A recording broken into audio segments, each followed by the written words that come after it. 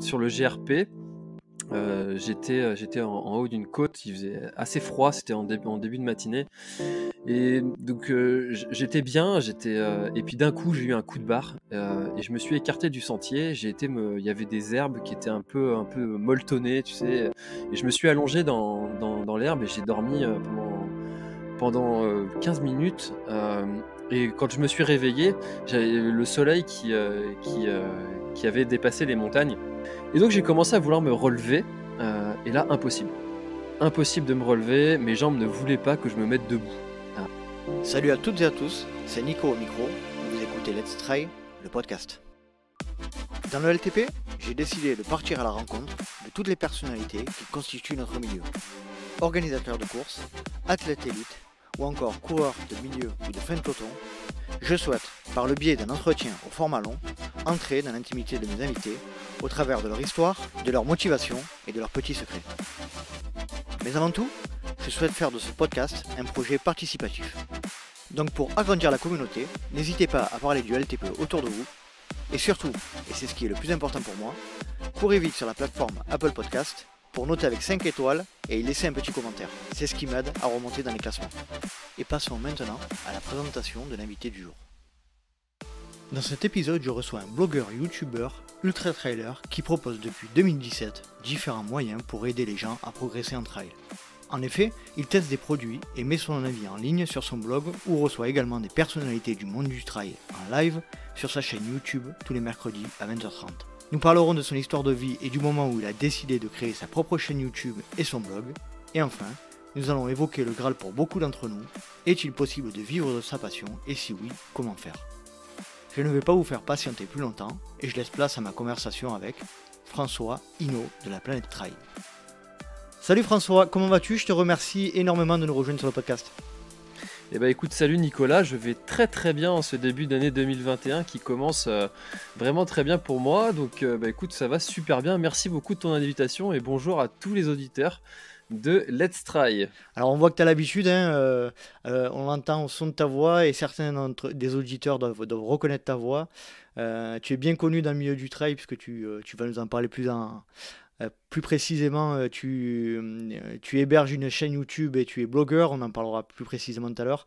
Mais malgré tout, est-ce qu'il t'est possible, s'il te plaît François, de te présenter en quelques mots ? Ah oui, bien sûr, avec plaisir. Alors, je m'appelle François, je suis breton, donc j'habite à Quimper. Ça nous fait un point J'ai commun. 33. Ah, tu es aussi d'origine bretonne? D'origine, mes parents sont de... Pas Alors, là on va commencer... Par contre, ça s'entend pas à ta voix. Non, moi je suis né dans le sud de la France. Mes parents, alors là il va y avoir débat peut-être avec toi, mes parents sont de Loire-Atlantique. D'accord, donc capitale de la Bretagne, Nantes, évidemment, Voilà. avec le château des Les ducs de Bretagne, si je dis pas de emblématiques. bêtises. Exactement. Voilà. Donc Voilà. on a un point Alors, c'est commun. vrai que c'est un débat qui revient régulièrement, tout comme celui du Mont-Saint-Michel. Est-ce qu'il se trouve réellement en Bretagne ou pas? Je vais te dire, pour être tout à fait transparent, j'ai une partie de ma famille qui se trouve à Nantes et c'est un débat qui revenait très souvent lors des repas de Noël et des repas de famille. Donc j'y suis vraiment aguerri à ce débat, donc il n'y a aucun J'imagine. problème, on peut y aller. Je t'ai coupé dans ta présentation, je suis vraiment désolé. D'habitude je ne fais pas ça. Donc est-ce que tu peux te Il y a, présenter?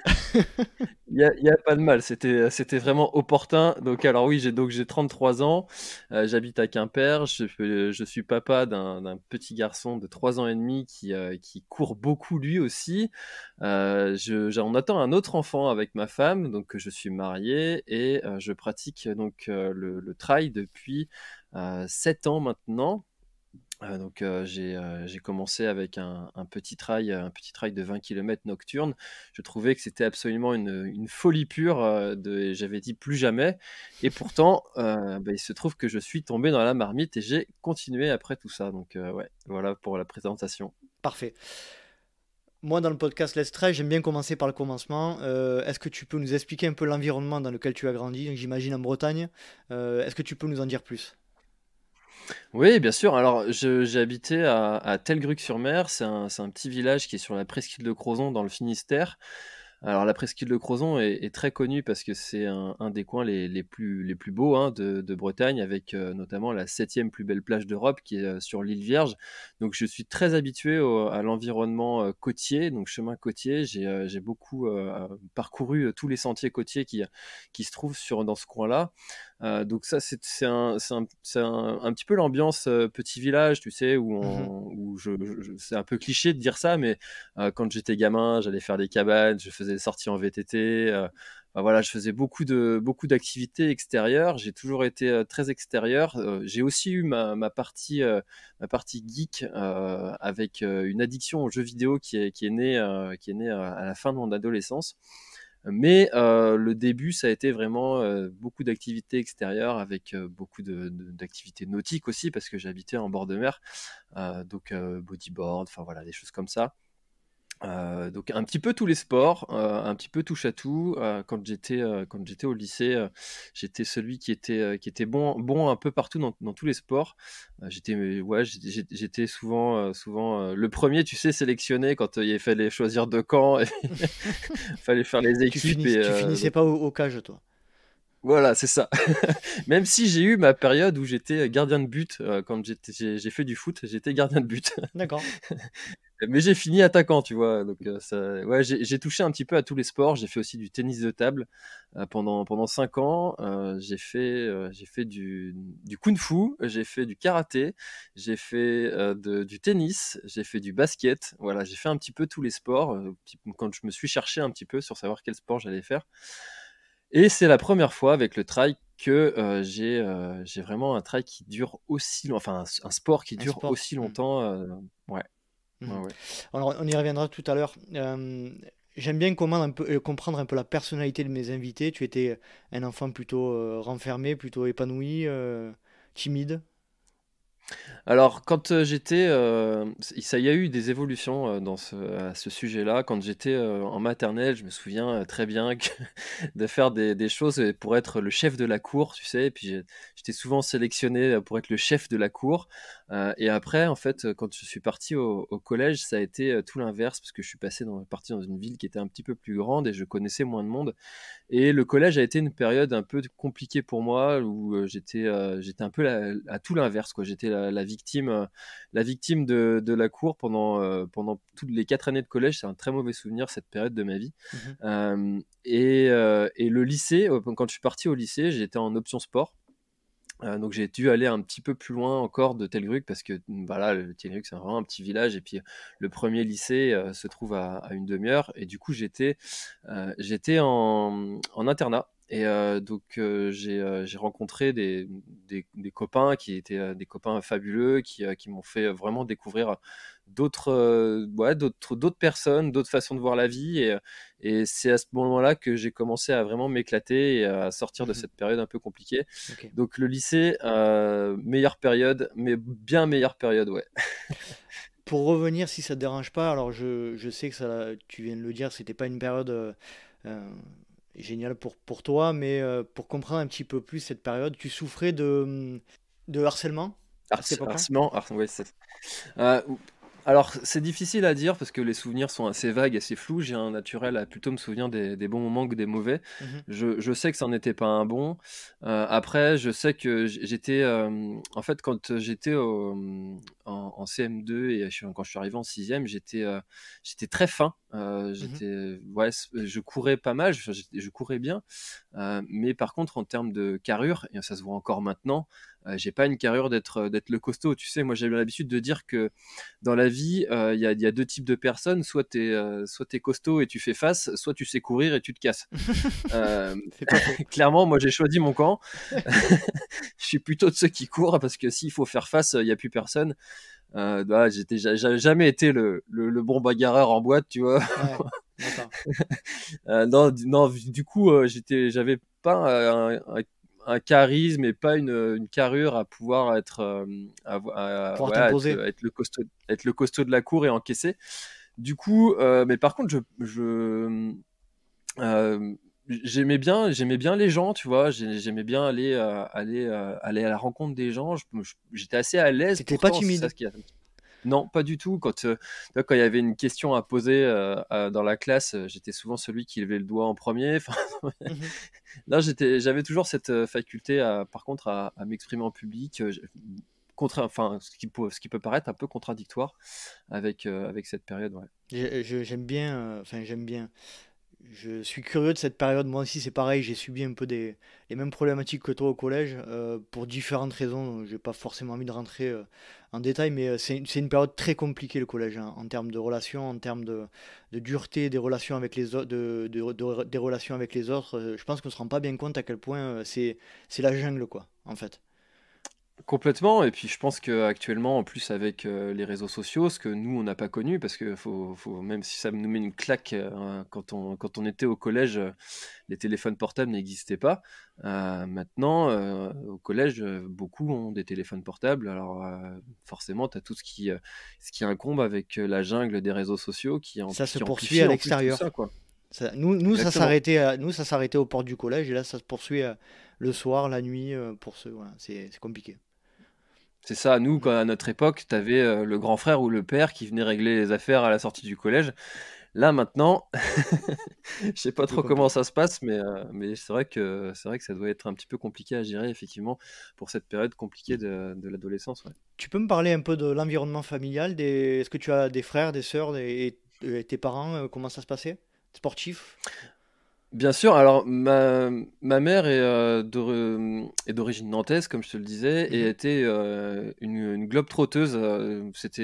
Elle aimait beaucoup le voyage. Elle avait le contact facile avec les gens. Sa maison, c'était un petit peu la maison du bonheur. Et quand ils se sont rencontrés avec mes parents, donc ils se sont rencontrés un petit peu tard, ils avaient 35 ans. Pour l'époque actuelle, ça pourrait pas être très tard, mais pour l'époque, c'était assez tard. Mhm. Et mon père était marin, donc dans la marine nationale, d'où le fait qu'on ait habité en presqu'île de Crozon. Alors lui, même s'il était marin, donc militaire, il n'était pas du tout sportif. Il a fait un petit peu de hand dans sa jeunesse, mais c'était quelqu'un qui était plutôt en surpoids même et qui était fumeur et qui est décédé. Alors aujourd'hui, on est le jour du tournage de notre audio, là c'est le 8 janvier et c'est le jour de son anniversaire. D'accord. Enfin son anniversaire qui aurait dû parce que il est décédé donc il y a 8 ans d'un cancer des poumons, donc pas du tout sportif, pas plus que ça.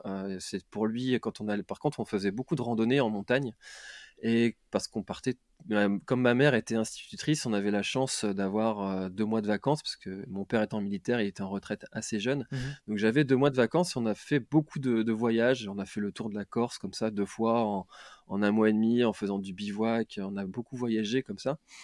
Et avec ma grande sœur, qui elle est infirmière et pas sportive non plus. Plus que ça, voilà, c'est plus, voilà, elle aime bien se balader, etc. Mais elle fait pas de sport de façon intense. D'accord.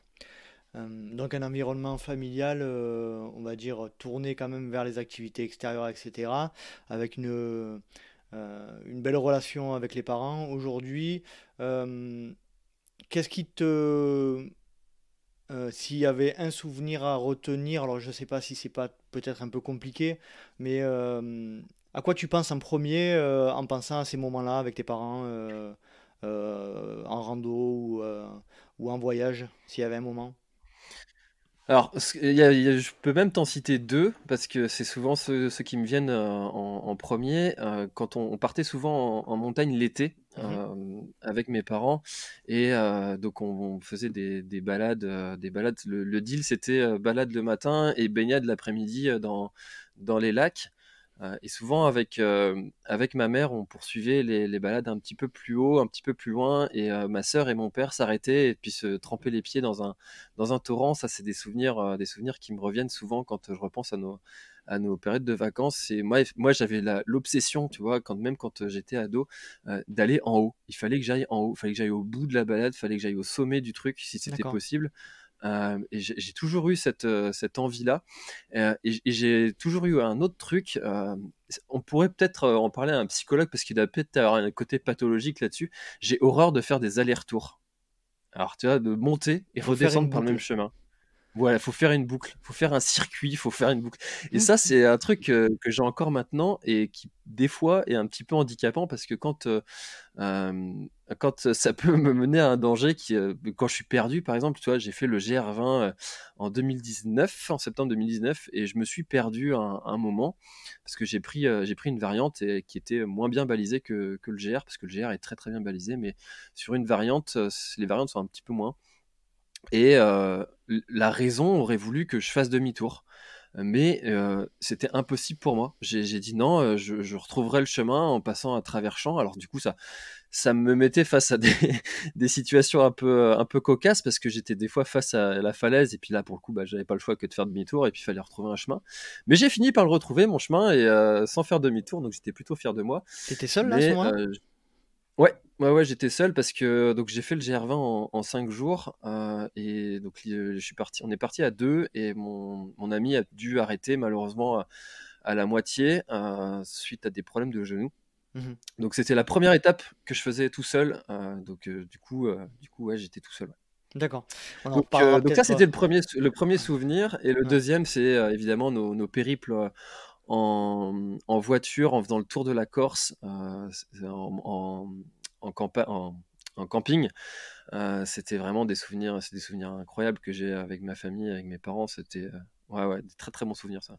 On peut dire que tu étais plus, on connaît peut-être un peu la réponse déjà, mais tu ressemblais plus du point de vue caractère à ta mère, sur l'aspect aller jusqu'au bout des choses, etc. Tu peux dire ça? Alors sur l'aspect côté sportif, oui, je pense.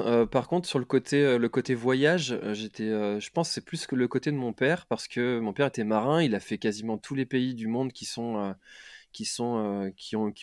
la mer, Mhm. et il a toujours voyagé énormément, notamment à La Réunion, l'île Maurice, à Tahiti. Mais on a parlé pendant des heures de ces îles-là. Et c'est sûrement ça aussi qui m'a donné, moi, cet objectif fort qui est dans mon programme de trailer, qui est de faire la diagonale, Mhm. parce que j'ai entendu mon père me parler de ces îles, voilà, de multiples reprises, et c'est vraiment des choses qui m'attirent énormément. Ouais. Il était souvent absent du fait de du fait de son métier de marin? Alors, comme ils se sont connus tard, moi j'ai connu mon père était en retraite quand j'avais 7 ans. Ouais. Et avant il était à quai, donc à la base de l'Envéoc, il était responsable de la maintenance des hélicoptères. Donc il n'était pas amené à partir, du moins à partir du moment où on est né, il a pris des postes plus sédentaires. Mhm. D'accord. Merci pour la transparence, François. J'aimerais passer dans la partie un peu post-adolescence. Tu sors du collège, tu rentres dans les années lycée. J'aime bien comprendre cette période un peu charnière de la vie d'une personne. Qu'est-ce que tu voulais être? Dans quel état d'esprit tu étais? Et est-ce que tu avais déjà un projet en tête? Ouais, alors c'était très clair pour moi, et ça c'est une chance que mes parents avaient, parce que s'il y a des parents qui ont des ados qui nous écoutent, j'imagine qu'il y en a, J'en fais ils partie. savent très bien, que trouver l'orientation de ces enfants, c'est pas toujours très très simple. Il y a beaucoup de choses qui sont possibles de faire, mais les enfants savent pas toujours quoi faire, et ça mes parents n'ont jamais eu ce problème avec moi, parce que je voulais être soit pompier, soit prof de sport. C'était clair, c'était depuis toujours, j'ai toujours dit ça. Bah voilà, la voie qui était tracée pour faire ça, c'était, voilà, je sais pas si c'est toujours d'actualité, mais avant on disait ouais, va faire un bac S, c'est ça qui te donnera le plus d'options après pour continuer, c'est ça qui t'ouvre le plus de portes. De toute façon, moi ça m'arrangeait bien parce que j'étais très mauvais en tout ce qui était en langue, et puis bah je voyais pas l'intérêt d'aller faire économique et social. Donc du coup, je me suis dirigé vers une filière scientifique. Et à côté de ça, je me disais, bah, ce serait quand même intéressant d'avoir une petite option sport. Et coup de chance, l'année où je suis rentré au lycée, une option sport s'est créée dans un lycée qui était à côté de chez nous, et du coup j'ai fait ça. Donc bac S, option sport. Donc le concept c'était juste, tu avais 2 heures de plus de sport par semaine, donc ce qui menait à 4 heures par semaine. Et puis le projet, en gros, c'était un petit peu la voie royale pour aller vers une filière STAPS juste après. Mhm. Sauf que j'ai été victime je me considère, oui, comme une victime de- des profs qui te disent ça va être trop dur, il y a beaucoup de gens qui y vont, très peu d'élus.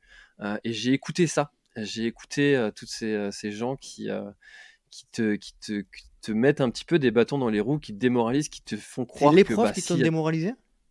Ouais, ouais, ouais. Ah ouais, j'ai souvenir de ça. Ouais. Après, j'étais pas très très bon élève, hein. J'ai eu mon bac avec 10 41, quoi.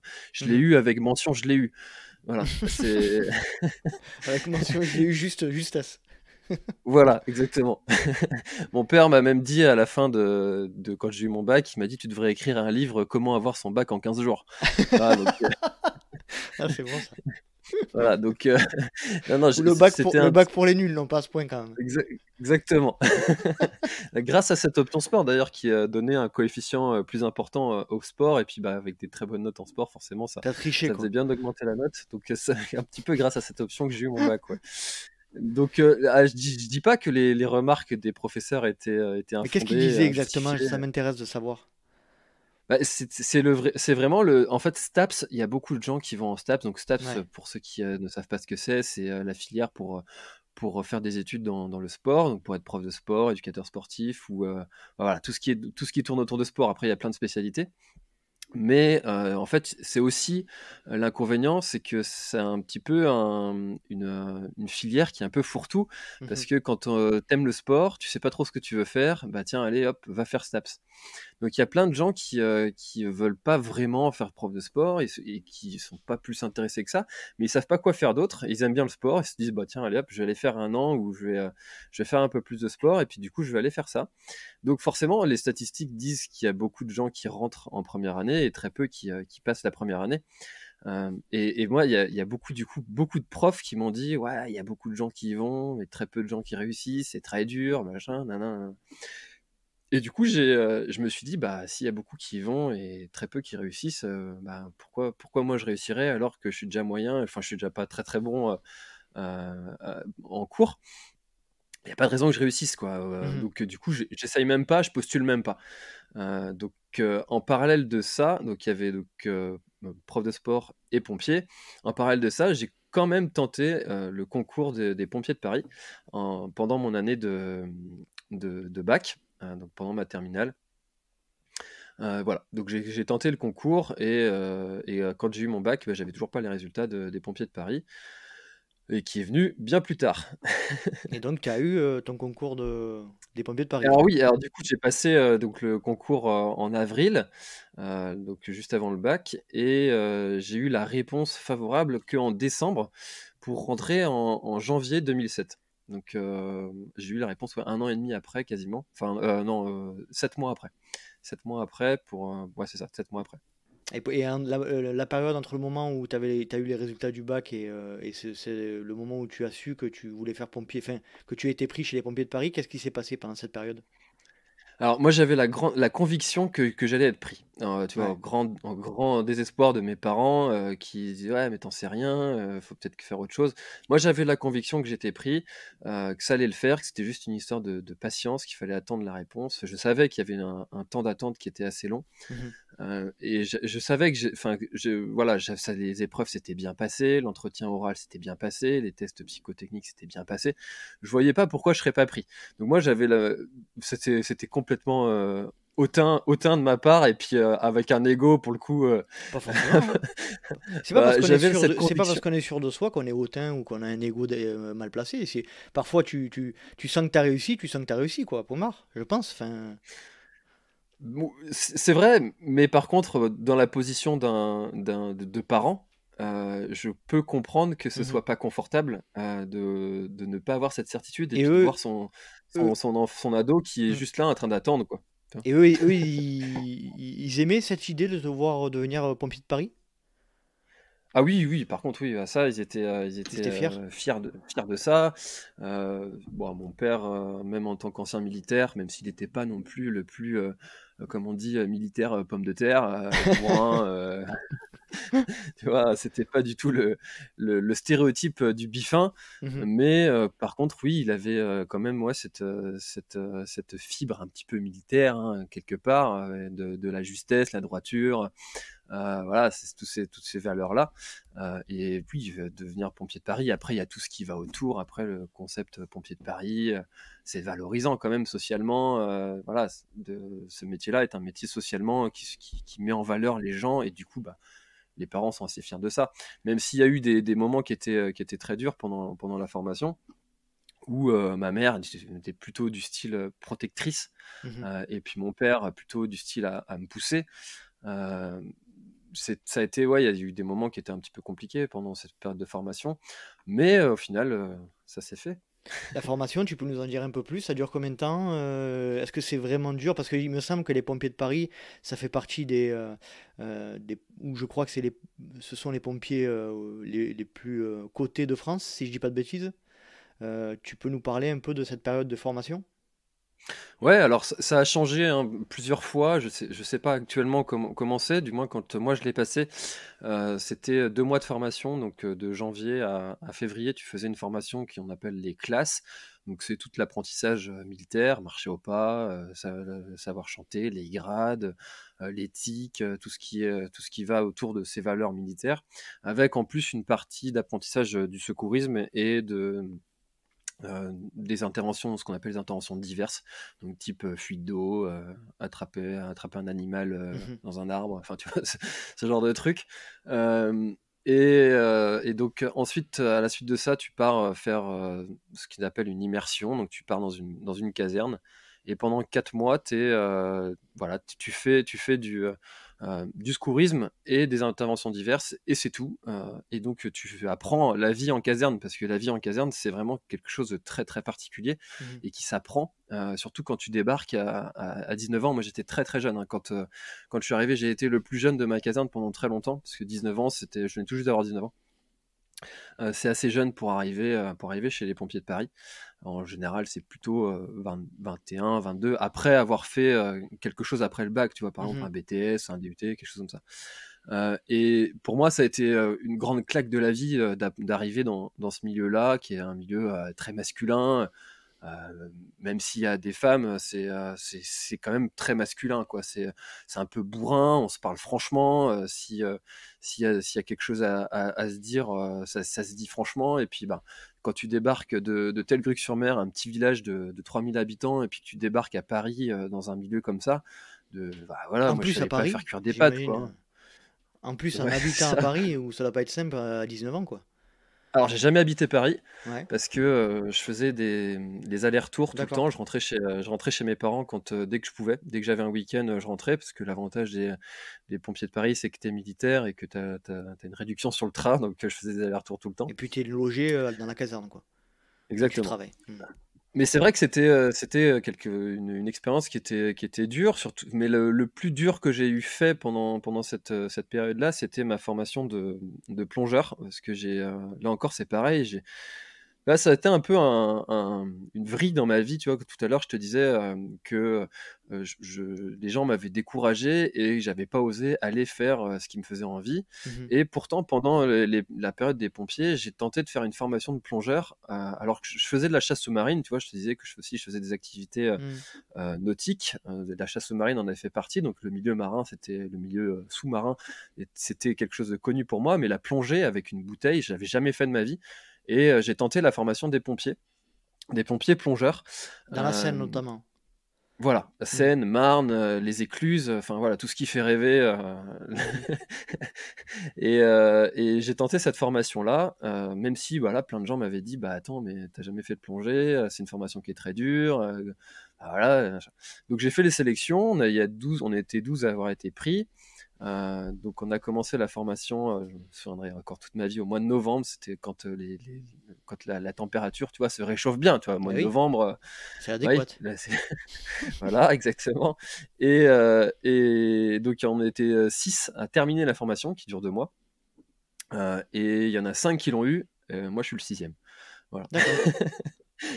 Donc j'ai pas eu la formation, mais malgré tout, ça a été une expérience vraiment vraiment très très enrichissante, notamment et puis qui m'aide encore maintenant sur le fait d'aller au bout des choses, de se dire que t'as vécu plus dur, enfin voilà, toutes ces valeurs-là. Donc ça, c'était une belle période de ma vie, cette période des pompiers de Paris. La période des pompiers de Paris a duré combien de temps? Ça a duré 5 ans, 5 ans. de 2007 à 2012. Et alors actuellement, je suis toujours pompier volontaire D'accord. Sur Paris à ou Quimper. à Quimper? Non, à Quimper. D'accord. Ouais. Pour revenir sur cette période des pompiers de Paris, si tu devais ressortir euh, quelque chose qui t'a marqué le plus pendant cette période, ce serait quoi? Les rencontres, parce que le milieu de la caserne, c'est comme je le disais, c'est un milieu qui est très masculin, très bourrin, mais c'est aussi un milieu où tu fais des rencontres de gens avec qui tu vas passer des galères. Enfin voilà, il y a des gens que je vois encore, avec qui j'ai fait des feux. Voilà, on était sur incendie ensemble, on a fait des trucs très durs psychologiquement, sportivement, physiquement. On a passé des nuits blanches ensemble dans un camion. Voilà, on a fait, enfin c'est toutes ces rencontres en fait de gens et puis que j'ai pu faire. Et puis en fait, c'est marrant parce que tu sais, il y a des personnes comme ça que tu côtoies peu de temps en fait dans ta vie, parce que c'est des gens que j'ai côtoyés, pour certains, que j'ai côtoyés peut-être que 3 ans, ce qui est pas énorme sur 33 ans de vie. Et pourtant, si je les revois demain, même si ça fait 10 ans que je les ai, enfin presque 10 ans que je les aurais plus vus, c'est des personnes que si je les revois demain, je suis sûr c'est comme si je les avais pas vus le week-end d'avant. Mhm. Donc ce serait ça, ouais, toutes ces rencontres que j'ai fait, qui me restent et qui me marquent, et c'est tous les bons souvenirs qui vont avec. La, la péripétie la plus bizarre que tu aies rencontrée pendant cette période, tu peux nous en parler? Non, après, c'est vrai qu'il y a des interventions qui sont marquantes, des gens qui sont marquants, des SDF que tu refais souvent, qui sont émotionnellement, qui te marquent. C'est des Mhm. personnes qui te marquent. Après, des choses bizarres. Ah oui, si, ça y est, j'en ai une. J'ai fait sur intervention quelqu'un qui avait fait dans son appartement un labyrinthe en canette. Ouais, ça pour le coup, pour le bizarre, c'est bizarre ça. Il stockait en fait, il a une maladie. Tu sais, il y a une maladie des gens qui Ils n'arrivent peuvent pas pas à jeter jeter. les choses. Ouais, tout à fait. Voilà. Et lui, c'était les canettes. À tel point qu'il les avait empilées, mais depuis des années, et il les avait empilées dans son appartement, et ça faisait un labyrinthe. Et donc, quand tu rentrais voilà, ça c'est marquant ça. Quand tu rentrais dans son appartement, bah, tu commençais par un chemin comme ça, et puis tous les murs, c'était des canettes. Alors de tout, hein, Coca, Orangina, de tout. Et ça faisait des murs un peu bizarres, quoi. Ouais. Alors, ça s'appelle le syndrome de Diogène à première vue. Voilà, Ah oui, c'est ça, pour c'est ça. information. Bon, parfait.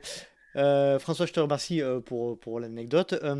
À la suite des pompiers de Paris, donc, est-ce que tu peux nous expliquer un peu le cheminement après ça? Ouais, alors donc à la suite des pompiers de Paris, moi donc j'ai rencontré ma femme, ça faisait 1 an que j'étais chez les pompiers, euh, et mon deal c'était enfin moi je voulais pas vivre à Paris. C'était quelque chose qui me plaisait pas. C'est un environnement voilà, qui me correspondait pas. Et pour le coup, on avait quand même pour projet de fonder une famille, et on voyait pas l'option fonder une famille. On se voyait pas, moi, partir comme ça très régulièrement, presque 15 jours par mois, Mhm. et fonder une famille. C'était quelque chose qui n'était pas possible. En plus, je suis enfin voilà, même si j'ai fait 5 ans de militaire, je suis pas très militaire. Donc j'ai été au bout enfin mon caractère n'est pas très militaire. Je suis assez indépendant, autonome, et j'aime pas enfin faire bêtement les choses. Si on me dit de les faire, voilà, j'aime pas trop ça. Euh, et donc j'ai quitté les pompiers après à la fin de mon contrat, donc de 5 ans. Et à la suite de ça, donc il a fallu forcément se reconvertir.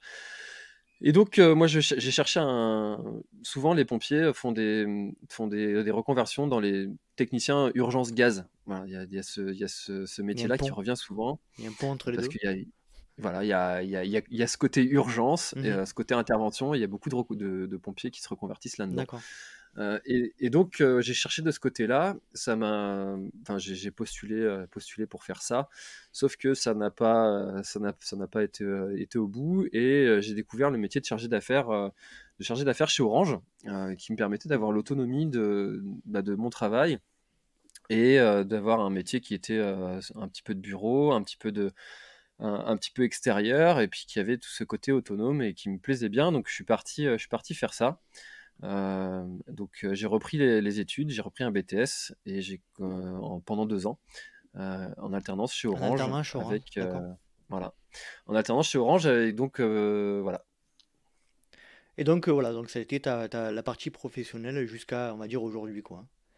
C'est ça, Ok. exactement. On va revenir sur la partie qui nous intéresse, puisque le Let's Try Podcast, c'est quand même malgré tout un podcast de trail, donc on va parler un peu sport.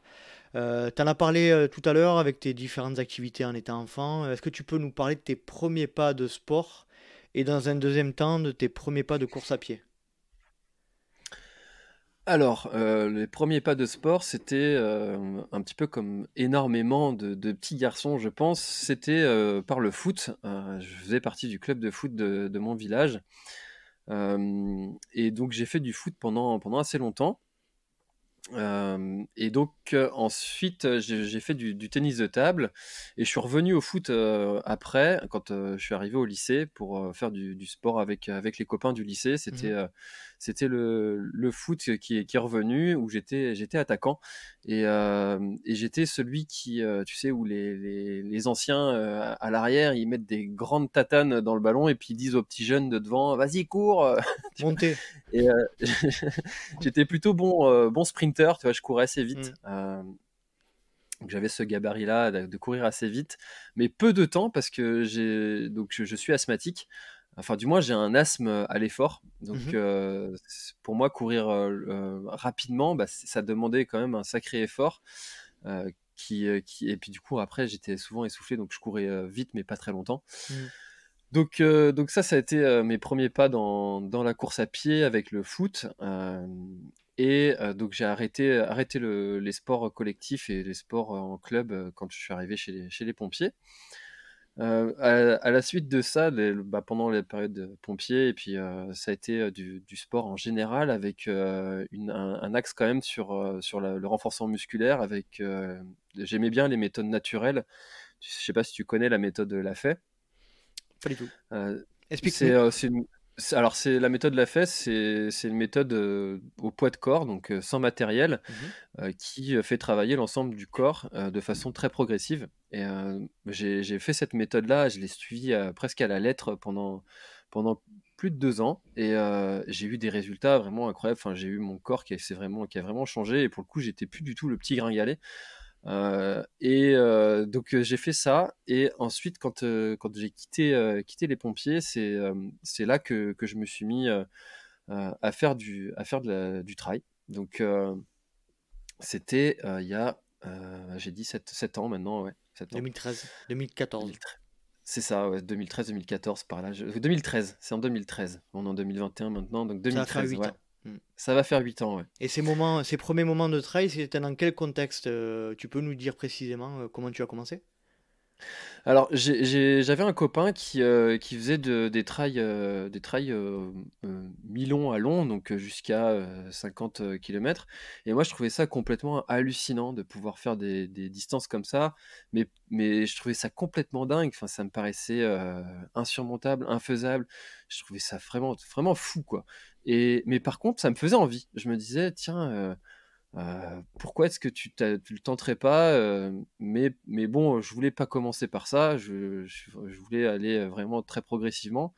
Et puis je me suis dit, il y avait un trail qui était juste à côté de chez moi, qui faisait 20 km. C'est le trail du Vignoble, qui est en dessous de Nantes, et qui est un trail nocturne, et de 20 km. Et donc je me suis aligné là-dessus. Alors, il se déroule en février de mémoire et il fait assez froid pendant cette période-là. Et j'en ai un souvenir, mais vraiment, mais c'était l'enfer, quoi. Je suis arrivé au bout. Alors, j'ai pas terminé en étant vraiment au chou, hein. J'ai terminé au milieu de classement. Mhm. Mais j'ai dit, mais ils sont malades, ces gens qui font plus que 20 km. Sachant qu'en plus, sur ce trail-là, il y avait des gens qui faisaient 20 km le soir et 40 le lendemain. Et je dis, mais autour de moi, ils étaient là, en train de prendre une bière, tranquille, en train de discuter. Puis je savais qu'ils remettaient ça le lendemain en faisant 40 bornes, alors que moi, j'étais cuit, j'étais au fond du trou. Pendant une semaine, j'ai marché en canard. Enfin, c'était l'enfer. Tu Et, t'étais et préparé pour cette course-là?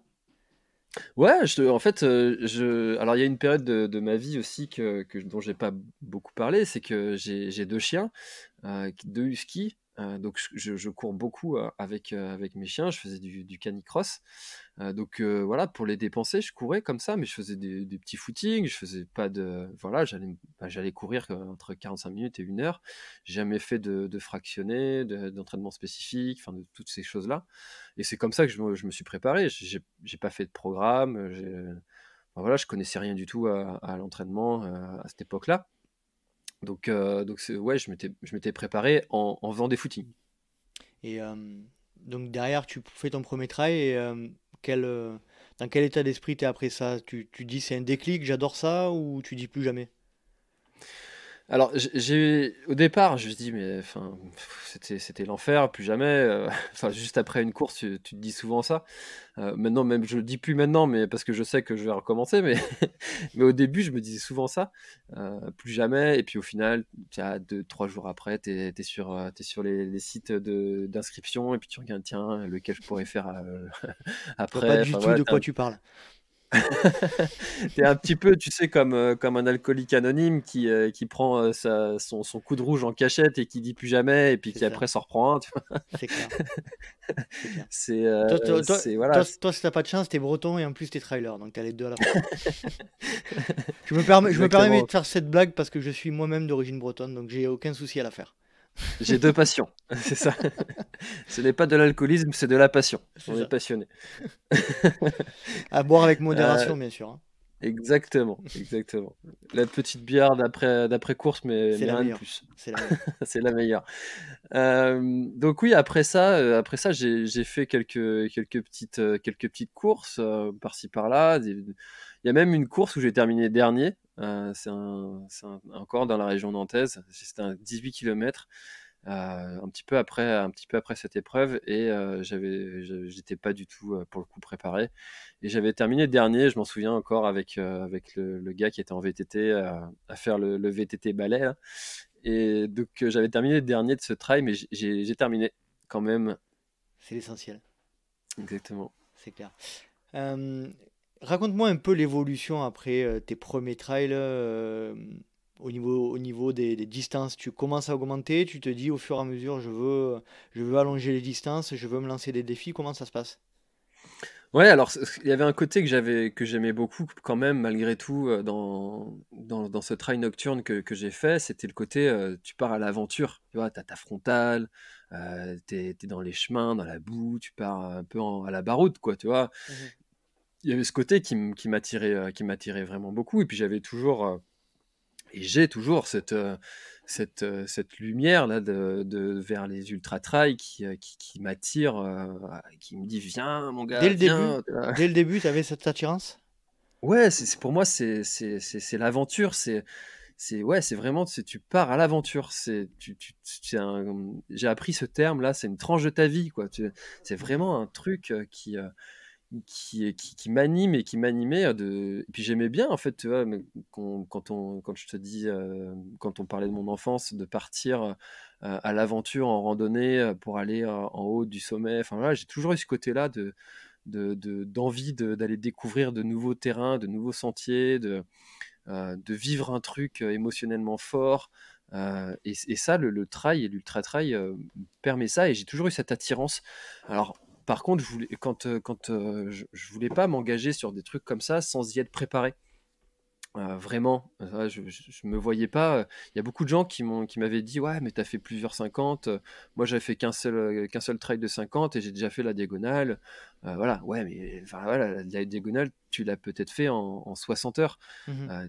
T'en as chié tout du long. Enfin, est-ce que t'as vraiment pris du plaisir? C'est pas sûr. Euh, voilà, Toi, tu tu, l'as toi, tu fait, mais partages un peu mon point de vue qui est de dire quand je me lance dans un, pardon, quand je me lance dans un défi aussi important que ça, il faut quand même que je sois en mesure d'y répondre et de le terminer presque à coup sûr, quoi. C'est un peu ça la logique. exactement, exactement. C'est vraiment ça, dans cet état d'esprit-là, que je suis. Et quand, je m'aligne sur des courses, il faut que je sente que je sois prêt pour y arriver. Mhm. Et c'est pour ça que j'ai augmenté les distances vraiment très très progressivement. Enfin, on a toujours des contre-exemples, hein, de gens qui arrivent et qui arrivent à faire des distances incroyables, même en faisant des chronos incroyables. Il y aura toujours des gens comme ça, mais je pense que voilà, ça reste à la marge et que augmenter Et puis surtout, il progressivement, faut faire autant comme on le sent, pour... hein. Voilà, Aussi, tout à fait, aussi. pour faire comme on le sent, Y a- évidemment. Et moi, je me sentais pas de m'engager sur des longues distances sans avoir une préparation avant et puis Mhm. d'augmenter progressivement les distances. Parce qu'en plus, quand j'ai fait mon premier 50, bah, j'ai fait absolument peut-être toutes les erreurs que un débutant peut faire. Et puis heureusement que je les ai fait sur 50 km, quoi. Parce que C'est clair. si tu si tu pars avec, en faisant toutes ces erreurs-là sur un trail plus long, c'est forcément l'impact n'est pas le même. Moi, j'aime bien un peu ton approche, c'est un peu la même. Est-ce que tu peux nous raconter, donc, ton premier ultra, tu l'as fait quand? Combien de temps après avoir démarré? Alors, alors ultra, comme l'ITRA le définit, c'est à partir de 80 km. Mhm. Ma définition de l'ultra, ça c'est tout à fait personnel. Je considérais pas que j'avais fait un ultra tant que j'avais pas fait le tour du cadran, tant que j'avais pas passé Mhm. une nuit dehors. Pour moi, ben voilà, c'était pas Ouais, avoir fait un c'est... ultra. Ouais, ouais, tout à fait. On peut dire que ça peut être une définition valable. Mais de toute façon, c'est relatif, hein. La définition, elle est floue. Donc, Tout à fait. C'est pour ça que je me suis permis de faire ma définition, c'est clair. celle qui, celle qui me correspond. Et donc en 2016, j'ai commencé avec les trails longs.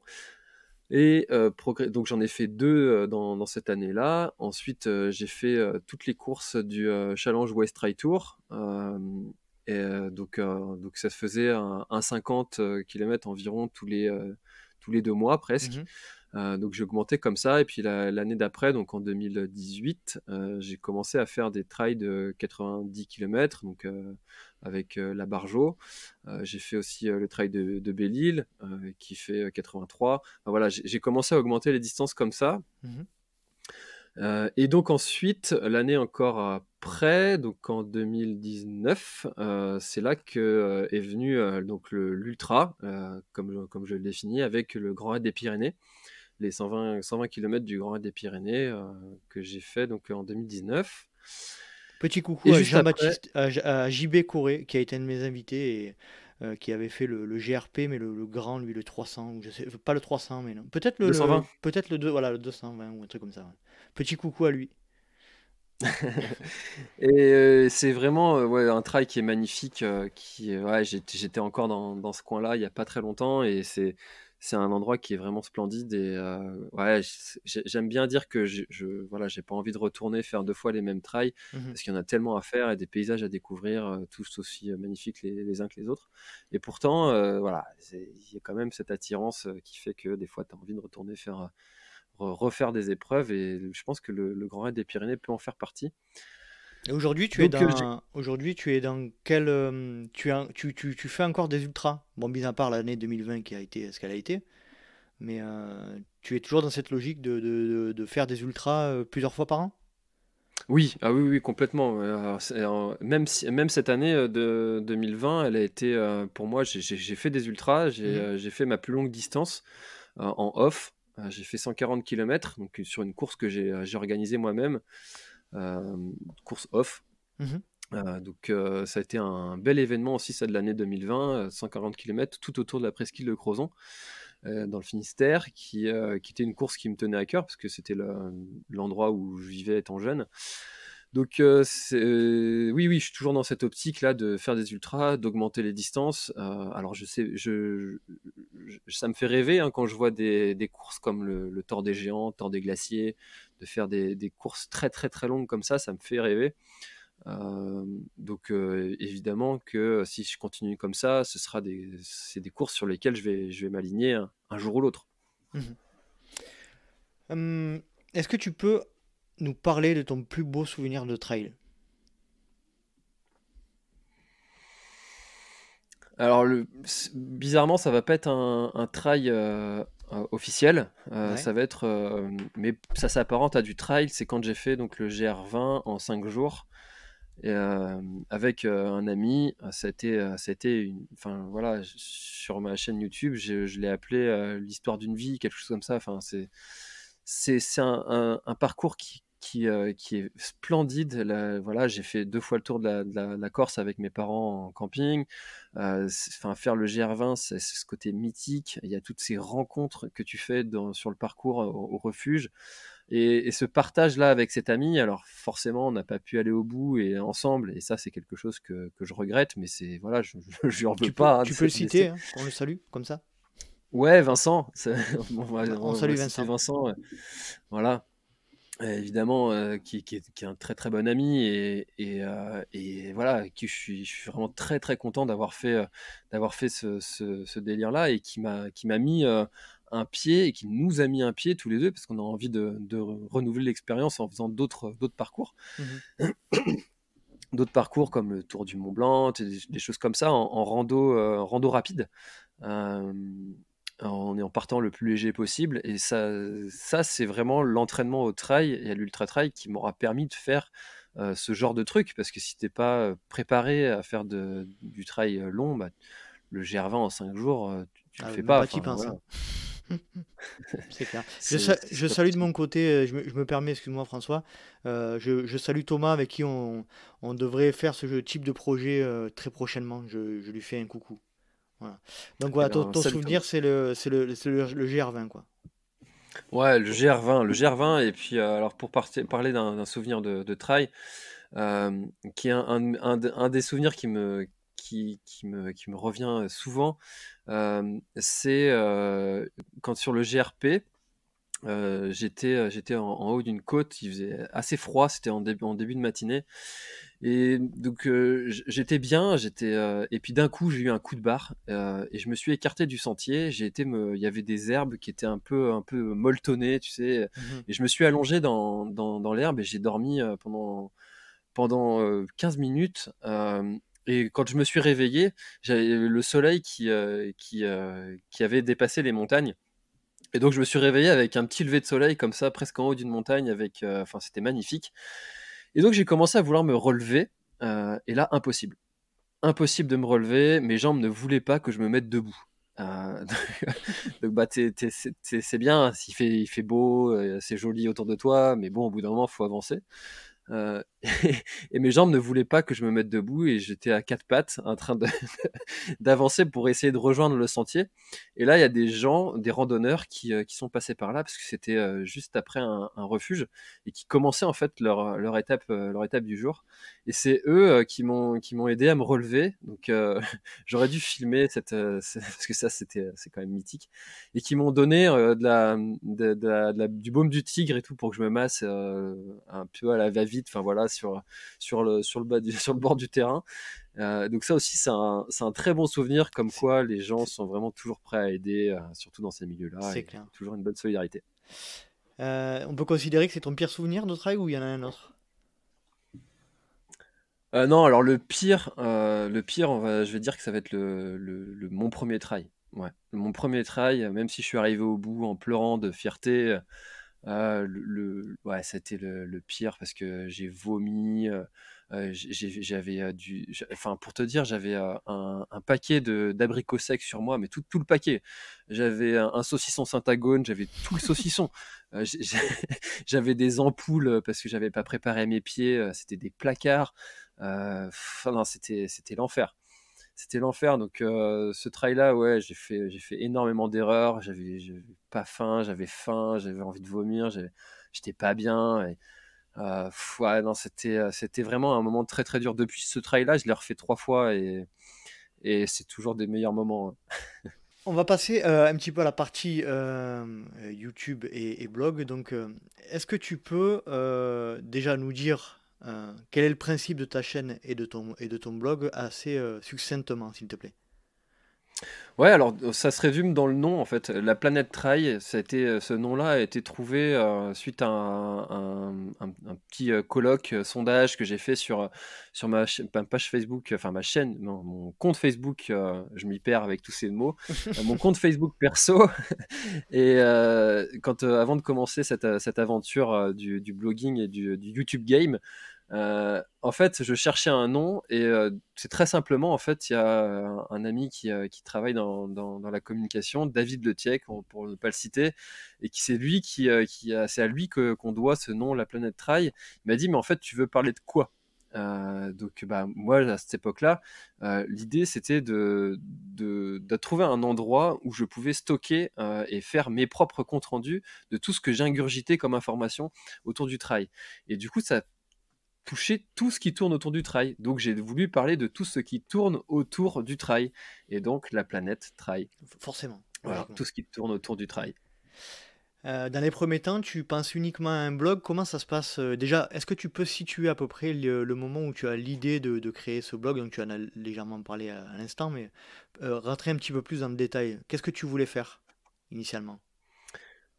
Alors initialement, c'était de mettre à un endroit toutes les connaissances que moi j'ingurgitais, les monter à ma sauce, les résumer, voilà. Et puis aussi trouver un endroit pour pouvoir raconter mes récits de course.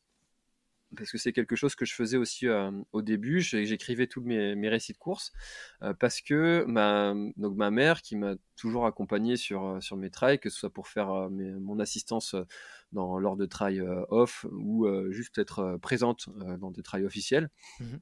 Bah, elle trouvait ça bien en fait de voir cette ambiance, elle aime beaucoup cette ambiance, mais par contre elle était un peu frustrée de ne pas voir entre les ravitaux. Donc ça a été un truc qui a été un peu frustrant pour elle et du coup j'ai dit bah tiens moi je vais faire des photos et puis je vais me faire un blog et puis je vais raconter comme ça ce que je vis. Comme ça tu auras plus de détails sur ce que je vis et du coup c'est comme ça qu'est né donc le blog en 2017. En 2017. C'est Euh, pas très vieux, ouais. hein. Non, non, c'est pas très vieux et donc à cette époque-là, je consommais beaucoup de vidéos. Je regardais beaucoup de vidéos de youtubeurs, donc comme Zinzin Reporter. Voilà, je regardais beaucoup Vincent Godin aussi, que Mhm. j'aime beaucoup. Voilà, je regardais beaucoup leurs vidéos et puis je me suis dit, ben allez, pourquoi pas moi et pourquoi pas montrer aussi. Comme je te disais, tu sais, au tout début, j'étais à l'aise assez facilement à m'exprimer face à des gens, c'est pas quelque chose qui me dérange. Et donc, bah, il a fallu quand même apprendre à parler à un bout de plastique qui est une GoPro, et qui est quand même quelque chose qui est pas très naturel. mais, mais voilà comment est né la planète Trail. Donc initialement, c'était un blog dans lequel tu donnais tes récits de course à l'écrit. Ensuite, tu es passé sur un format plutôt film inside. Ça a duré combien de temps la période où tu étais blog et film à l'intérieur de courses? Alors ça a été pendant un an, j'ai fait à peu près que ça. J'ai fait à peu près que ça. Écrit quelques articles de conseils aussi d'entraînement. Enfin, finalement, ça se tournait comme des articles conseils, même si c'était des conseils. Il n'y avait pas vraiment de destination de donner des conseils aux autres. C'était plutôt de faire des résumés pour moi-même. Et puis Mhm. j'avais créé donc cette page Facebook aussi en parallèle où je partageais ça.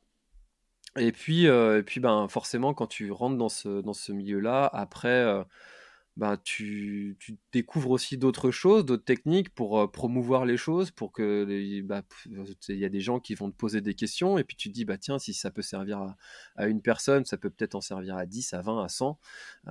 Et donc, bah, il y a des techniques pour promouvoir tout ça, et c'est un petit peu à ce moment-là que j'ai commencé à m'intéresser au milieu du blogging, de YouTube, de tout ce qui est de l'influenceur aussi, parce que même si j'aime pas ce mot-là, je Mhm. préfère m'appeler créateur de contenu, mais pour autant, la fonction que j'occupe, c'est assimilé à influenceur.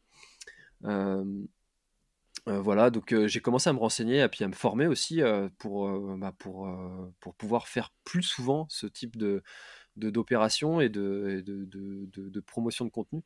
Donc au départ, tu n'avais pas de chaîne YouTube. La chaîne YouTube, tu l'as créée quand? Elle est venue assez vite, hein, en fait. Elle est venue assez vite? Donc en septembre 2017, il y a eu le blog, et en novembre 2017, il y a eu c'était là qu'était le premier trail que j'ai fait, enfin juste après la création du blog, et donc du coup c'est là qu'est née la chaîne YouTube avec ce trail là quoi. D'accord. Aujourd'hui, donc, tu proposes encore des récits de course et des retours de tests, etc., d'équipements, mais ce qu'on voit principalement, c'est tes lives que tu fais actuellement, tous les mercredis à 20h30 avec des invités. Donc là, j'ai vu dernièrement qu'il y avait Éric Lacroix, par exemple, ou d'autres invités. À quel moment tu te lances et tu te dis, j'aimerais bien lancer un format live d'interview? Alors en fait, c'est suite à quelqu'un qui m'avait dit un jour, en fait, je faisais déjà des interviews, j'avais commencé à faire quelques interviews, j'avais interviewé Antoine Guillon, Mhm, et j'avais, quelques autres comme ça, mais c'était plus, à l'occasion, il n'y avait pas de rythme régulier et il y avait quelqu'un qui m'a dit: «Ouais, moi je suis pas trop YouTube, j'aime plutôt Facebook, et voilà, enfin voilà, j'aime pas trop YouTube». Et je m'étais dit: «Bah tiens, ce serait vraiment bien de pouvoir proposer aux gens quelque chose qui se passe un petit peu sur toutes les plateformes en même temps. Tous les gens qui me suivent pourront retrouver le contenu, voilà, un peu partout» et puis, bah, maintenant je l'ai même tourné en version podcast.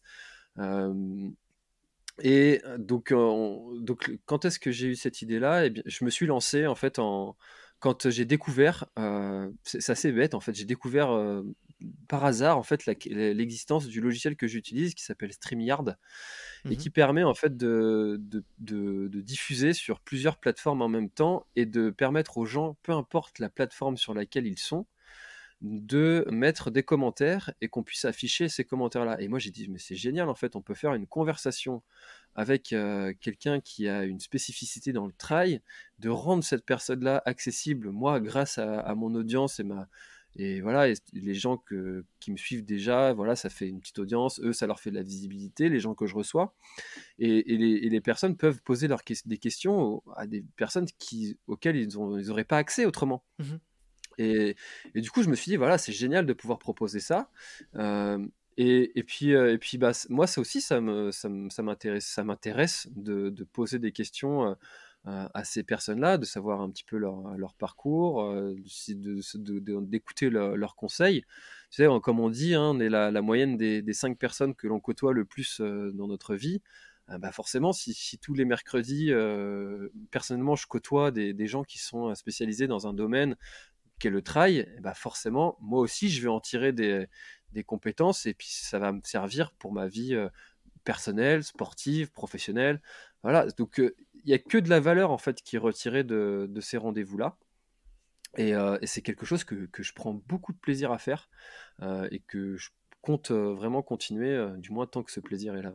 Je te confirme, moi c'est pareil, hein. On est un peu dans la même logique, sauf que moi je diffuse pas sur YouTube ou en vidéo, mais le principe est plus ou moins le même. Il est vrai que recevoir des gens aussi inspirants, ou pas forcément inspirants, mais qui peuvent t'apprendre leur histoire de vie, etc., c'est toujours hyper intéressant et épanouissant, quoi, ça c'est clair. Ça c'est clair. Ouais, surtout que le format podcast, comme toi tu le fais, moi c'est des retranscriptions. Le podcast c'est une retranscription du live. Mhm. Alors c'est vrai que le format pourrait être plus optimisé pour le format podcast parce que bah, finalement en fait je retire juste l'audio et L'audio, puis, ouais. je le publie en podcast. Donc c'est pas optimisé pour le podcast, surtout qu'en podcast tu peux rentrer encore plus en fait dans la personnalité des gens. Donc, c'est pas, je trouve pas que ce soit un inconvénient en fait de faire que du podcast et les deux ont leurs intérêts, leurs Non, c'est des choses plus-values différentes, ouais, absolument. ouais, c'est Tu un peux choix. pas, tu peux pas Mm. faire un épisode ou un enregistrement avec un invité sur YouTube qui va faire 1h45 ou 2 heures. Je pense que c'est pas judicieux parce que les spectateurs ne vont pas aller jusqu'au bout, je pense. Alors qu'un Non, podcast tout à sera fait. plus tendance tu vois, moi on m'écoute beaucoup au niveau des sorties longues et c'est vrai que le fait de faire des épisodes assez longs, eh ben, tu te rends compte que c'est pas forcément un handicap, quoi. D'ailleurs, un petit coucou à tous ceux qui nous écoutent Oui. pendant leur sortie longue. Lâchez rien les gars, on est déjà à 1 heure. Ouais, on est déjà à 1h05, il vous reste encore 3 heures de sortie à faire, donc normalement ça devrait être bon. Enchaînez avec les Gardez la autres. pêche. Je tenais déjà à te féliciter par rapport à la qualité de ce que tu proposes sur ta chaîne YouTube, notamment pour les lives, parce que pour m'être renseigné par rapport à cet aspect YouTube Live, c'est pas évident. Techniquement, c'est beaucoup plus compliqué que le podcast. Comme tu disais tout à l'heure, le streaming sur différentes plateformes et tout, ça commence à être vraiment technique. Et je trouve que tu fais vraiment du chouette boulot. Ah, merci beaucoup, c'est gentil. Parce que c'est vrai que visuellement, alors après les gens, ils ont pas, moi j'ai souvent ça, c'est toujours un peu, c'est compliqué techniquement, mais les gens ils ont aussi leurs problèmes, ils ont pas à gérer les miens. Ça, C'est c'est des problèmes que moi j'ai choisis, et c'est vrai que c'est quelque chose qui est très chronophage. Alors toi tu le sais, tu vois, on l'a vu justement pour programmer juste notre échange. C'est des échanges de messages, faut trouver une date. Faut trouver les invités. Ensuite, faut faire la miniature, faut faire la promotion de l'épisode. Faut un petit peu préparer. Alors moi, je prépare pas beaucoup en fait mes entretiens, mes échanges avec les personnes. C'est un parti pris que j'ai fait parce que en fait, j'ai pas envie de copier un échange qui aurait déjà été fait avec. J'ai peur de ça en fait. bien sûr. J'ai peur de copier un échange qui aurait déjà été fait de quelqu'un d'autre et de poser les mêmes questions. Je me pose souvent la Euh, question par rapport à cet aspect-là. C'est un vrai sujet. ouais, j'en ai déjà parlé Mm. avec, tu dois connaître Bart de Bien sûr. Extraterrien, Qu'on qui, salue. oui, Qu'on salue. on peut que recommander Bart, qui fait un C'est très clair. très bon boulot aussi en podcast. Et moi, j'en ai échangé avec lui. Alors lui, il prépare justement ses émissions. Et justement, en fait, il m'avait dit que lui, son parti pris, c'était d'écouter justement des échanges qu'il avait déjà eu enfin, déjà vu avec des invités. Et de se dire, tiens, moi, à sa place, là, j'aurais posé telle question. Et du coup, c'est la question qu'il va poser lui à l'invité. Voilà, alors c'est une autre technique, c'est une autre approche, et les deux se valent, à mon C'est avis. pas simple. En tout cas, voilà, je tenais de nouveau à te féliciter pour le boulot que tu fais. C'est très professionnel. Moi, je trouve ça vraiment bien. Alors, ceux qui sont pas allés encore voir la chaîne YouTube de François, c'est La Planète Trail. Il y a des lives tous les mercredis à 20h30 et c'est vraiment, vraiment chouette, interactif. Il y a des gens sur les réseaux sociaux qui te posent des questions en live, tu y réponds, tu poses la question à tes invités. On peut voir ça notamment sur quelques chaînes YouTube, moi, que je regarde beaucoup aux États-Unis avec Ginger Runner Live, avec notamment en Espagne aussi avec Try Running Review. Je sais pas si tu connais.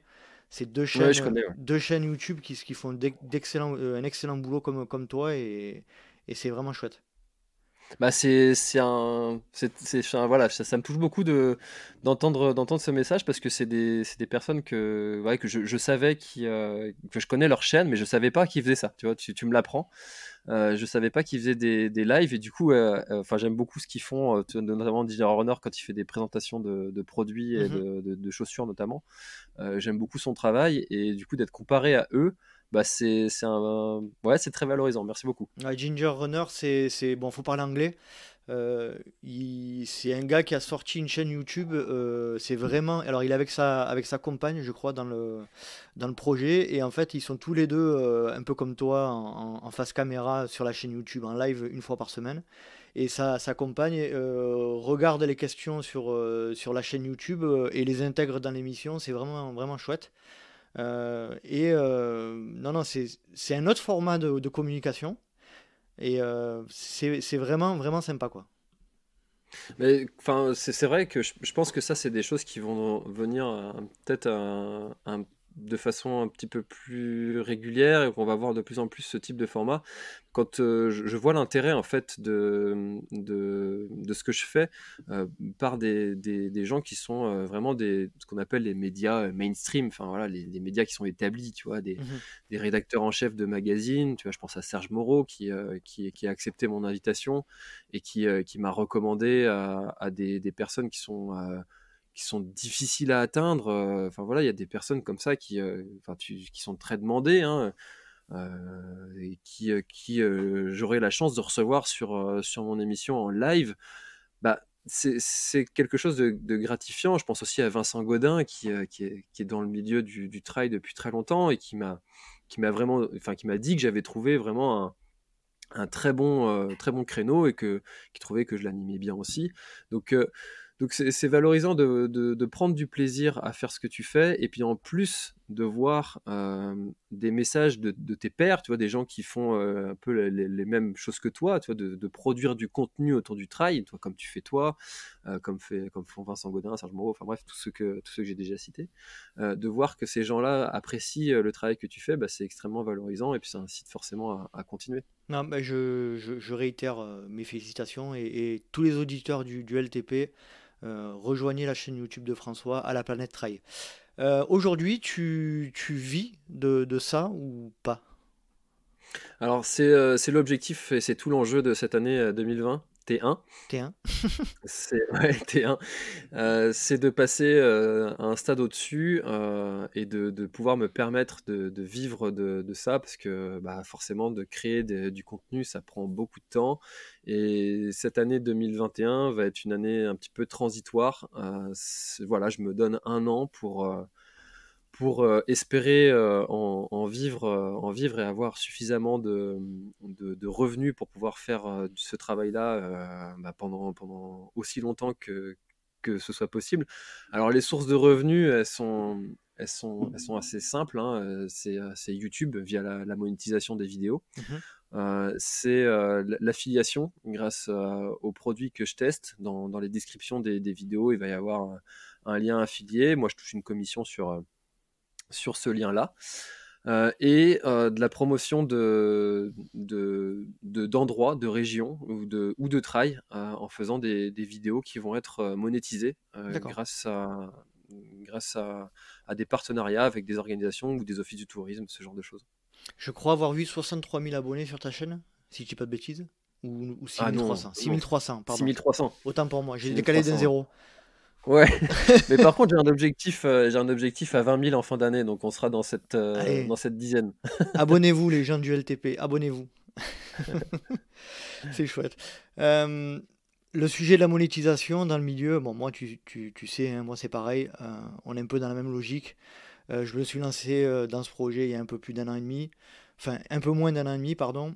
Et l'objectif, c'est un jour, pourquoi pas, essayer de vivre de ma passion. Et je croise tous les doigts de ma main et de mes pieds pour pouvoir y arriver un jour. Et je pense qu'on est un peu dans la même logique. Et je pense qu'on le fait avec le cœur et ça se sent. Et pourquoi pas un jour, on vivra de notre passion.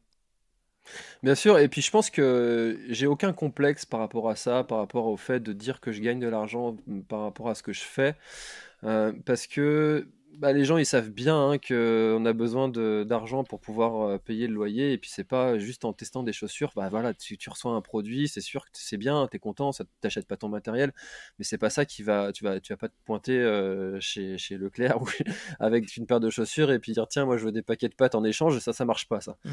Donc, Ah bon? donc du coup, le fait de dire à sa communauté et puis d'avoir aucune gêne avec Mhm. ça, bah, je pense que les gens le comprennent en fait et puis se disent ben ouais, pour que je puisse continuer à avoir le contenu qu'il me propose, et ben il faut bien que lui aussi gagne sa vie. Et si pour qu'il gagne sa vie, il faut qu'il gagne de l'argent et puis ben voilà, et puis c'est tout. Et puis les gens ils gagnent bien leur argent d'une autre façon. Et je pense que en fait, mais en fait, ce que les gens aiment pas, c'est quand c'est caché. C'est ça, il faut être Et transparent. voilà, ça le sent. Enfin, Mhm. on a, comme on dit, on a un détecteur à bullshit, tu vois. C'est clair. Et, C'est clair. et quand c'est pas sincère, alors moi j'ai une politique auprès des marques, et ça, les gens qui me suivent le savent, c'est j'ai plus besoin en fait de produits pour alimenter ma chaîne YouTube. Enfin, j'ai une liste d'attente qui est assez longue et du coup bah je peux me permettre de dire bah aux marques bah si votre produit me plaît pas j'en parle pas. Mhm. Alors par contre pour avoir fait des présentations de produits tu vois, avec des marques et du coup avoir rencontré physiquement les gens qui produisent les produits que je vais tester, je pense à Compressport par exemple. euh, c'est vraiment quand j'ai rencontré ces gens-là que je me suis dit, je peux pas défoncer un produit sur ma chaîne, c'est juste pas possible. Enfin, il y a des gens qui ont travaillé vraiment dur pour créer ce produit-là, qui croient en leur produit, qui ont investi dans ce produit-là, qui ont passé beaucoup de temps. Et moi, je peux pas faire une vidéo comme ça en 1 heure et puis défoncer leur travail qui leur a pris 6 mois. Mhm. Enfin, qui je suis pour faire ça, quoi. Donc je préfère ne pas en parler plutôt que d'assassiner leur travail. Alors du coup, à l'inverse, tu vas avoir du coup des gens qui vont dire ouais, mais du coup, il y a que des trucs bien. Bah oui, voilà. Bah après, ça m'empêche pas de pointer parfois des améliorations. Je pense par exemple au dernier test de la montre Coros que j'ai fait, où j'ai dit bah ce serait bien qu'il y ait un fond de carte sur une montre à 600 euros. Mhm. Ça mériterait un fond de carte, quoi. Voilà. Donc ça m'empêche pas aussi de pointer De des donner axes ton avis. d'amélioration Mhm. sur les produits, mais voilà. Très clair. Bon, ça c'est un sujet aussi passionnant, on pourrait passer des heures, hein. Moi c'est pareil, la logique. Mes auditeurs le savent bien, si un jour j'ai la possibilité et la communauté du LTP s'agrandit, je remercie tout le monde d'ailleurs à ce propos. Et si un jour j'ai la possibilité de pouvoir monétiser mon projet, j'hésiterai pas. Je le ferai pas n'importe comment, comme toi tu viens d'expliquer, mais j'hésiterai pas. Et ça a toujours été clair, je mentirai pas à mes auditeurs et je dirai pourquoi et comment. Je pense que ça c'est la clé, quoi.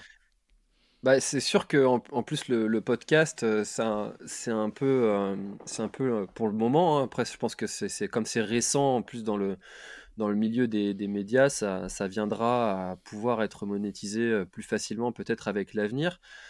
Mais il y a des moyens hein, de monétiser un podcast. Et puis si tu continues le travail que tu fais, j'ai toute confiance que tu arriveras à ton objectif sans aucun problème. Merci beaucoup.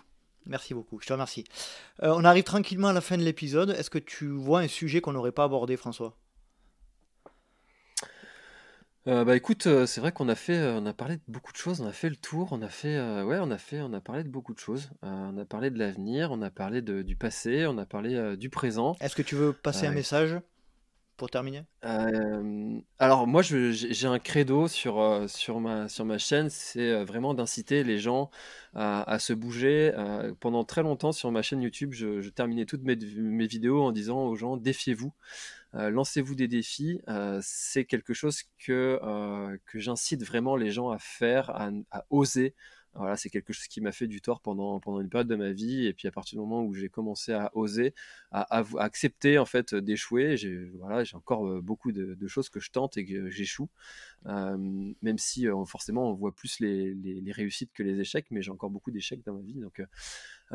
Et de tenter de vraiment être convaincu qu'on a toujours de l'apprentissage, même dans les choses qui sont vraiment très difficiles à vivre, euh, et de continuer à se former. Voilà. Donc, continuez à vous former, à apprendre et à oser accomplir les défis qui vous font envie, qui vous font rêver. C'est vraiment tout ce que je peux vous inciter à faire pour votre avenir. Message passé, je te remercie. On va terminer par les questions rapides. Alors, j'imagine que tu connais le concept, des questions euh, courtes avec des réponses courtes. Ok, c'est parti. Plat favori après la course. McDo. Boum, ça tombe. C'est tombé, Ah, McDo. c'est le seul moment où j'en mange. Oh, le McDo, il est sorti, mais naturellement. Oh, Ah, putain. direct. Petit coucou à Johan Stuck qui sortira, avec lequel on sortira un épisode juste avant toi. Et on a parlé longuement de ce sujet-là. Mais moi, je suis un peu pareil. Moi, McDo, des fois, ça fait plaisir après la course. Je suis d'accord. Ah ouais, manger un bon truc bien gras à souhait. Boisson favorite après la course. Ah, une bonne bière. Mais pas des bières de soif, hein. Une bonne bière belge. Voilà, ça fait plaisir et ça passe bien. Pas dans le gobelet, du coup. Non, Dans la jamais. dans la canette. En verre. Voilà. Gel, bar, les deux ou aucun des deux? Pardon, j'ai pas entendu la question. Alors, tu es plutôt gel, bar, les deux ou aucun des deux? Bar. Ouais. Fait maison ou industriel? Industriel. J'ai la flemme de faire maison. Tu es plutôt grosse rafale de vent ou grosse averse de pluie? Ah, une bonne rafale de vent plutôt, ouais, parce que la pluie, avec mon syndrome de Raynaud et le froid, ça aime pas. Ton syndrome de Raynaud? Ouais, le syndrome de Raynaud, c'est une mauvaise circulation du sang qui te donne les extrémités des doigts toutes blanches très rapidement quand il fait froid et du coup tu sens plus tes doigts, et au bout d'un moment ça fait très mal. D'accord, Donc le froid c'est pas trop mon dada. Ouais. d'accord. Ah, bah, écoute, tu m'apprends quelque chose. Tu es plutôt racine ou verglas? En racine, le verglas, moi, dès que ça commence à briller un petit peu, je glisse, c'est pas pour moi. Tu préfères courir de nuit ou de jour? De nuit, j'ai l'impression de courir plus vite.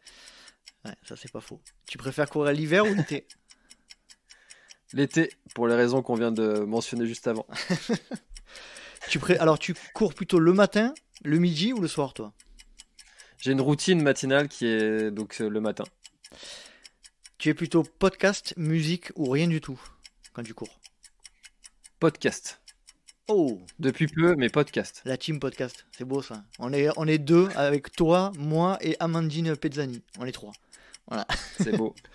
La musique dont tu ne parles à personne et dont tu n'es pas fier. Ah, Céline Dion. Ah, ben là, il va falloir que tu me donnes un titre. Ah, j'adore. Ma femme et moi, on adore Céline Dion. My Heart Will Go On. C'est Titanic. À la Titanic. base. Tu préfères courir seul ou accompagné? Seul. Alors, tu préfères la chaîne YouTube ou ton blog? YouTube. Bon, ok. François, on est arrivé au terme. Tu as répondu avec brio à toutes les questions. Je te remercie énormément de m'avoir rejoint sur le podcast. Ça a été un vrai plaisir. Eh ben, merci beaucoup à toi pour ton invitation. Merci d'avoir pris le temps d'échanger ensemble. C'était vraiment très sympa. Pour être tout à fait honnête, c'est, je pense, une des premières fois que je reviens aussi longuement sur cette période de mon enfance. Parce que c'est pas quelque chose qu'on a l'habitude de faire, même soi-même, personnellement. Et puis, bah, du coup, de le partager, c'est toujours sympa. C'était vraiment un très bon moment. Merci beaucoup pour ton invitation. Et bah, bon run à tous ceux qui sont encore en sortie longue. Et restez jusqu'à la fin. Merci en tout cas pour ta transparence, pour t'être livré de cette manière, et je te remercie encore de nous avoir rejoints. Avec grand plaisir. Bye bye. Allez, salut. À plus. Et voilà. Cet épisode est à présent terminé. J'espère que vous avez passé un agréable moment en compagnie de notre invité. Et je le remercie de nouveau de s'être rendu disponible pour un épisode du LTP. Si vous souhaitez rejoindre la communauté du LTP, rien de plus simple, rendez-vous sur Instagram à Let's Try le podcast, sur Facebook à Let's Try, sur YouTube à Let's Try, ou alors je vous laisse taper Let's Try le podcast sur les moteurs de recherche et vous tomberez sur mon site internet. Vous avez également la possibilité de vous inscrire à la newsletter que j'envoie tous les mois.